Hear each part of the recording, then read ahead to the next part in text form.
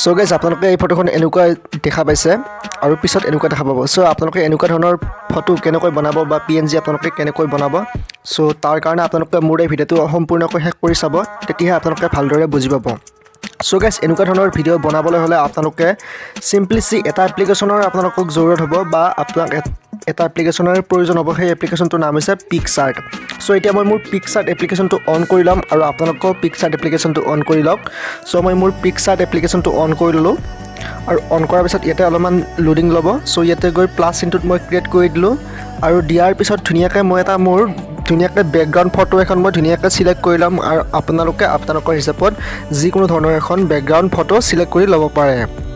So guys এতিয়া মই মোৰ বেকগ্ৰাউণ্ড ফটোখন চিলেক্ট কৰি লৈ ল'লোঁ আৰু এই বেকগ্ৰাউণ্ড ফটোখন মই ক্ৰুপিঙত গৈ কিনে টুলছত ক্ৰুপ কৰিম। এইটো মই কৰিম 3:4। সো আপোনালোকে আপোনালোকৰ হিচাপত কৰি ল'ব পাৰে। তাৰপিছত এড ফটোত যাম আৰু এড ফটোত গৈ মই এটা PNG ধুনীয়াকৈ বিচাৰি ল'ম আৰু আপোনালোকে আপোনালোকৰ হিচাপত এটা ধুনীয়াকৈ PNG বিচাৰি ল'ব।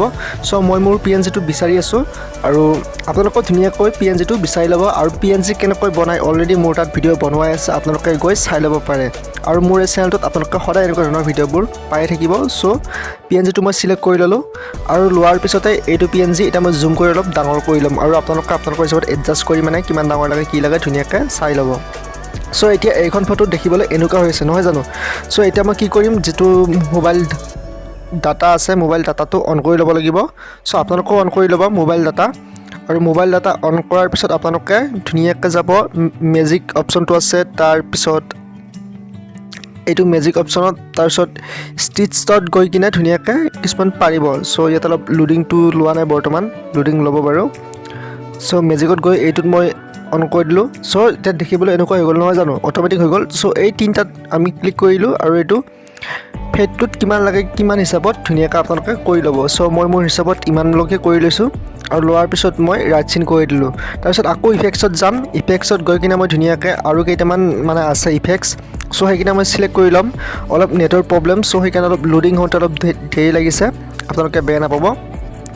মই অলপো স্কিপ কৰি দিয়া নাই, কাৰণ স্কিপ কৰিলে আপোনালোকে বুজি পোৱাত অসুবিধা হ'ব। সো মানে যেনেকৈ আছে তেনেকৈ আপোনালোকক দেখুৱাবলৈ মই চেষ্টা কৰি আছোঁ। সো গাইজ মেজিক অপশ্যনটোত অহাৰ পিছত এতিয়া মই কি কৰিম, ইয়াতে মানে কিছুমান লোডিং ল'ব আৰু লোডিং লোৱাৰ পিছত মই চাই আছোঁ ধুনীয়াকৈ, মানে অলপ নেটৰ প্ৰব্লেম হৈ আছে মোৰ ইয়াতে। সো আহিছে অলপ। সো গৈ কিনে আপোনালোকে এটা মই কৈ আছোঁ, এইটো চইল আছে যে এইটোত আপোনালোকে ক্লিক কৰি দিব। ক্লিক কৰাৰ পিছত আপোনালোকৰ বেকগ্ৰাউণ্ডটো এনেকুৱা হৈ যাব। তাৰপিছত তিনিটা ডটত গৈ কিনে আপোনালোকে এইটো ফেটটো কিমান হিচাপত লাগে কেনেকৈ লাগে ধুনীয়াকৈ কৰি ল'ব। সো গাইজ আমাৰ ফটোখন দেখিবলৈ এতিয়া একদম বহুত ধুনীয়া হৈছে আৰু কাৰ্টুন ষ্টাইলত ধুনীয়া হৈছে। সো আপোনালোকে এনেকুৱা ধৰণৰ বনাব পাৰিব আৰু যিসকলে ইচ্ছুক মোৰ এই চেনেলটো এবাৰ ছাবস্ক্ৰাইব কৰি ল'ব, এনেকুৱা ধৰণৰ ভিডিঅ'বোৰ সদায় পাই থাকিব। সো আপোনালোকে ছেভ কৰি ল'ব আৰু ছেভ কৰাৰ পিছত এতিয়া মই মোৰ গেলেৰীত যাম আৰু গেলেৰীত গৈ ফটোখন এবাৰ মই চিলেক্ট কৰি ল'ম। সো গেলেৰীত অহাৰ পিছত মই মোৰ ফটোখন এইখন দেখা পালোঁ, চাওক দেখিবলৈ কিমান